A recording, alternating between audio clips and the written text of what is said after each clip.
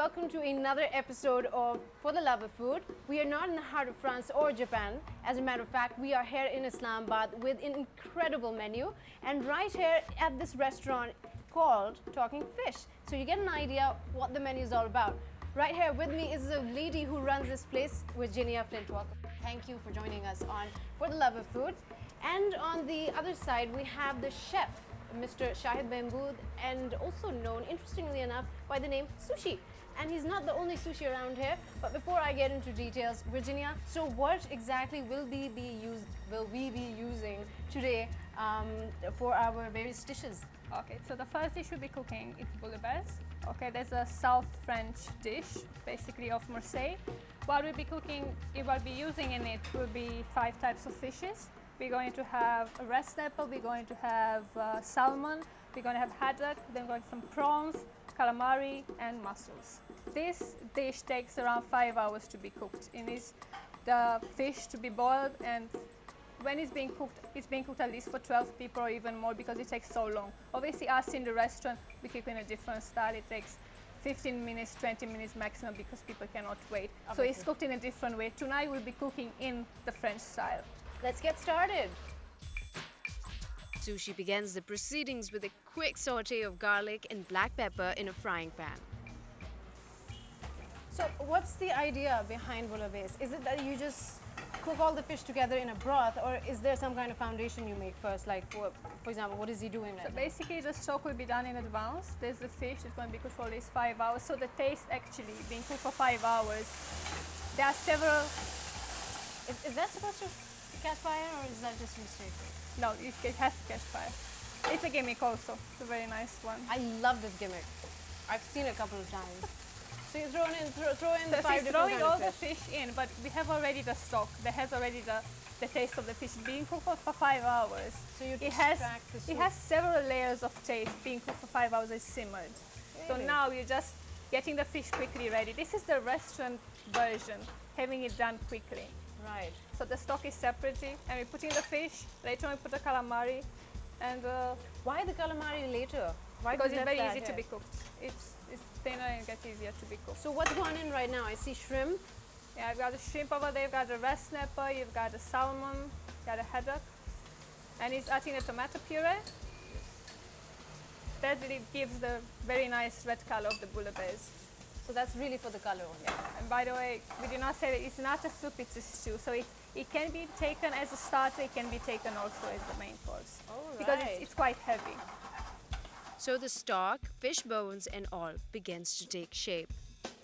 What gives the taste to the bouillabaisse is orange juice and saffron. Being a Mediterranean, obviously Marseille, it's a South French dish. You have all the Mediterranean taste. Obviously you've got there the orange juice, which gives the nice, but the saffron is the one that gives the final tingle to the taste buds in bouillabaisse. Tingle. I like that word used here. So what do you have bouillabaisse with if you're having it as a main menu? You're going to have it with... Main course. So. Yeah, the main course. You're going to have it with bread. Basically, on its own with bread. Because you have already the potato, you have the fish, it's quite heavy. Even the bread, it's not a must. Depends on the taste. While Virginia gives me a crash course in marine biology, Sushi stirs the bouillabaisse into existence.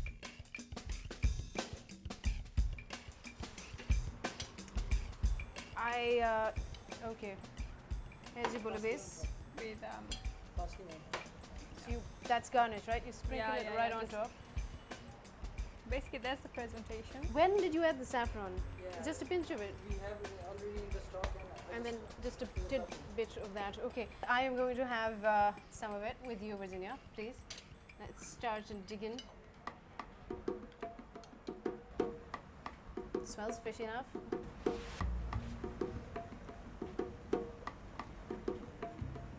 But you can definitely feel the orange juice. You can feel the saffron. Orange juice, yes. Saffron, I'm not quite sure. And it's not very salty. Okay, where's the prawn? This here? It's a big guy.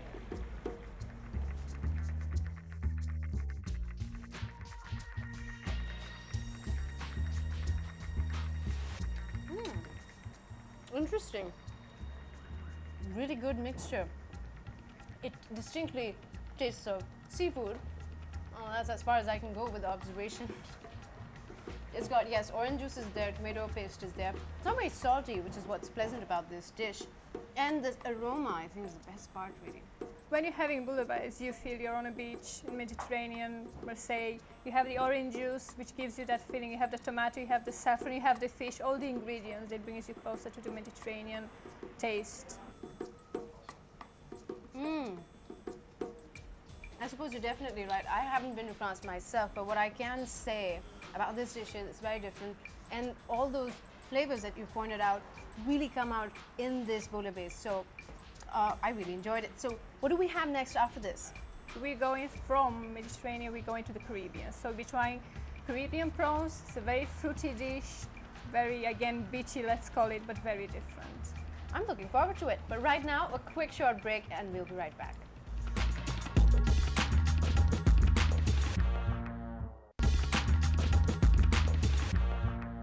Welcome back. So we were in France just a while back and now we've moved on to the Caribbean islands. Virginia, what do we have here with us? Okay, our next dish should be Caribbean prawns. It's a very nice dish, very colorful like all the Caribbean dishes. We're going to have prawns with kiwi, with coconut milk. We're going to have them in olive oil with red bell peppers. It's going with orange juice also. So it's going to be a very different, fruity, again, a very beachy type of a dish. Very different. A beachy type of dish. Now, I've noticed that we are using a lot of ingredients that have a strong sweet flavor.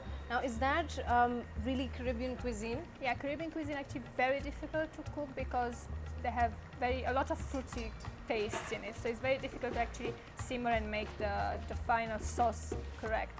So yes, this is the typical Caribbean cuisine to have lots of fruits in it. You've got also the spices in it, you've got the chilies and you've got the turmeric. So it's a mixture between Caribbeans and India, South Indian. That's interesting. So what is the first step? How do we get started with this? Garlic, red chilies, turmeric, and black pepper come together to form the base of this curry. 200 grams of prawn join the fray and let the simmering begin. And lo and behold, who should join the party? A healthy cup of milk, of course. And to give that little bit of extra personality to the milk, we add some dried coconut milk. Now, since this is really different in terms of flavor, of course, Caribbean cuisine is not something common. So how popular is the dish here in Istanbul? Well, it's quite popular because it's a curry and people love curry. We are serving it with the rice. And it's going great. It's been well received by Pakistan, yes. Some more simmering and half a kiwi is peeled and added to the mix for that sweet and sour zing.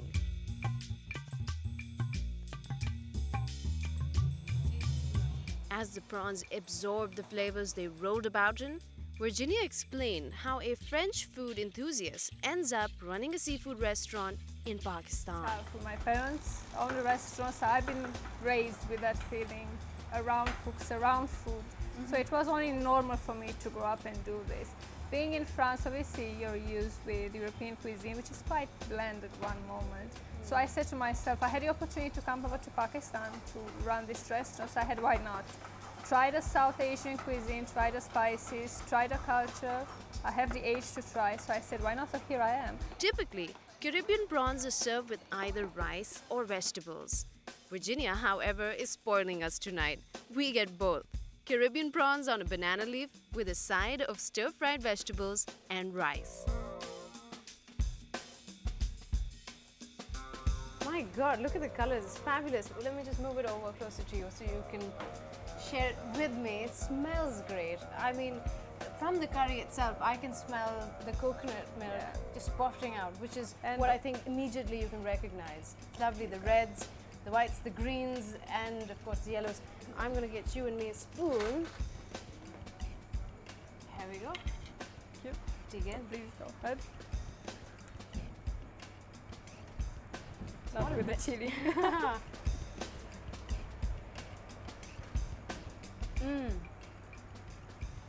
I love the curry. Again, the flavors are very subtle.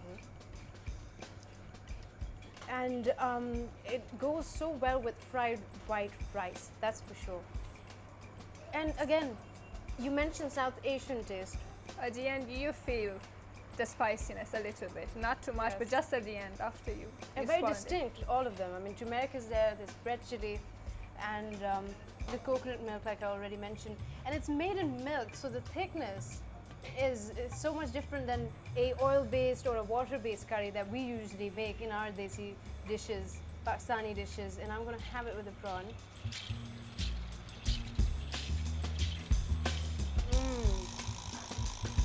This is so good. I'm sorry. You're right, I have tears in my eyes. We've tried Caribbean cuisine. What's up next? So next from the Caribbean, we go all the other way, the end of Asia. We go into the Japanese cuisine and we'll be trying a teppanyaki platter, our newly opened teppanyaki bar.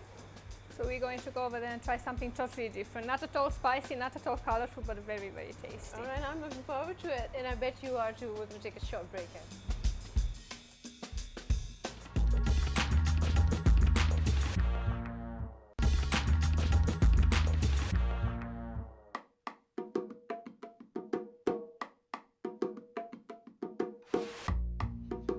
From the exuberant sands of the Caribbean to the minimalist aesthetic of Japan, all in the span of one commercial break, I find myself at what's called a teppanyaki bar. As his grand finale, Shahid Mahmood, aka Sushi, will treat us to his pride and joy, teppanyaki. Teppanyaki is a combination of two Japanese words, teppen, which means iron plate, and yaki, which means fried or broiled. Tonight, for the love of food and food alone, we have fish, calamari and prawns all hitting the teppen. A minimalist approach is used with the flavors here, with light peppering of the red snapper as it simmers steadily on the teppen. Even with the prawns, there's little more than toasted black pepper and salt used to accentuate natural flavors.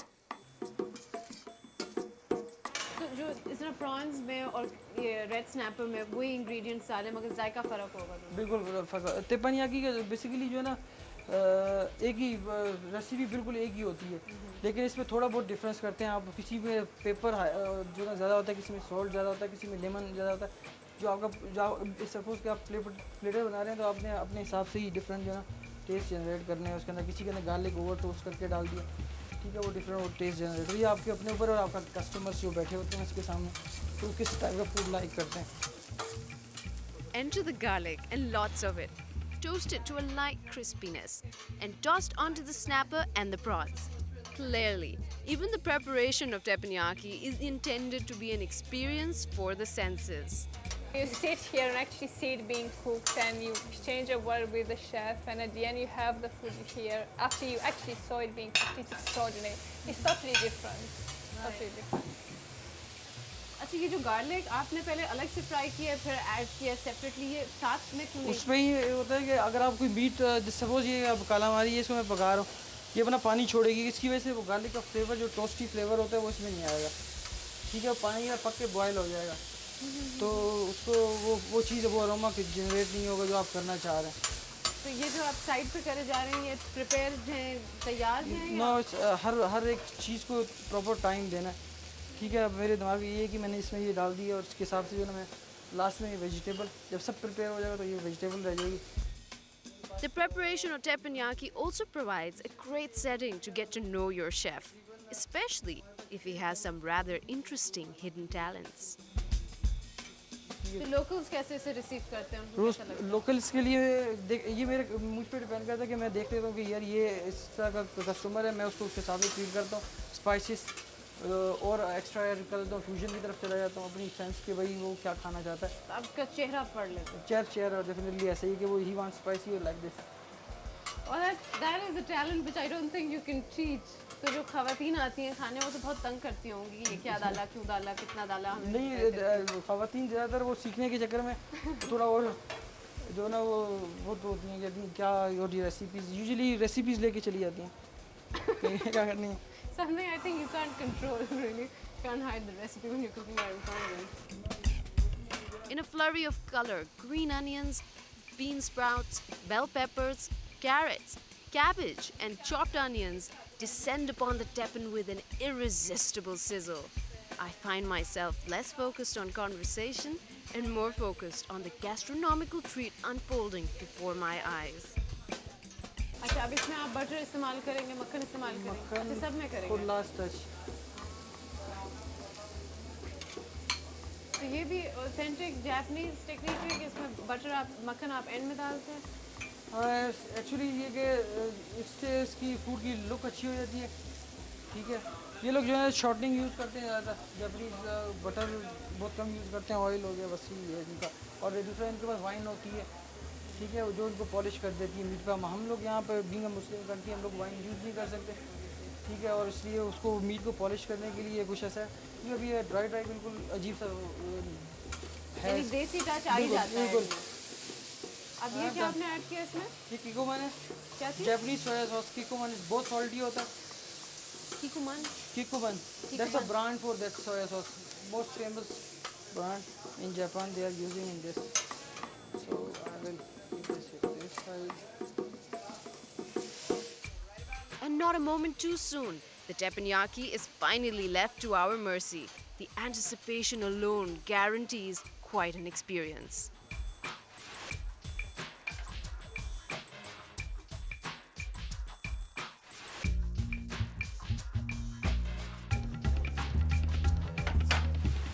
Wow, smells great.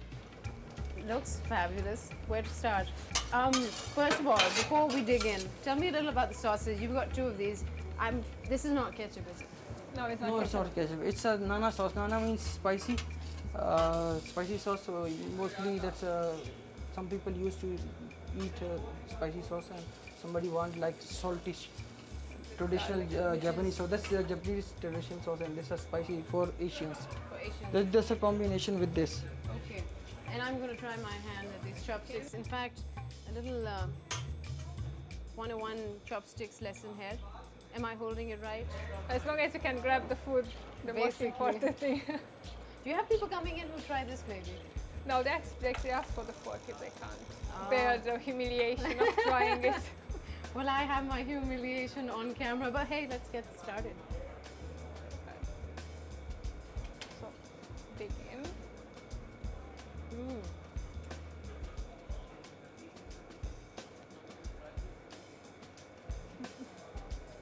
My chewing process is rather slow, but it is delicious. It's absolutely wonderful. Again, the flavor is very subtle. You've got black pepper and salt screaming out right from here. But then there's that sauce which he's added, Japanese soy sauce, that really adds the overall flavor. And now I'm going to try it with some of these sauces. Let's see, what do I have here? This is the red snap, I think. You should definitely try also the vegetables afterwards. That's spicy, all right. It goes really well with this, and it's so soft. It's just sort of dissolving in my mouth. And I want sometime today. Again, the calamari.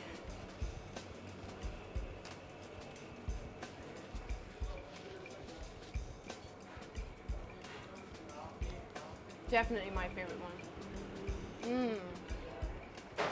Anyway, I'm going to keep eating for a while with these chopsticks. That is if I don't end up with a muscle spasm in my fingers. But Virginia, thank you so much for your time. Mr. Sushi, Shahid Saab, for your valuable input. And as for your input, you do write in on our email address, which is flf@dawnnews.tv. I'll be seeing you next week. Bye-bye.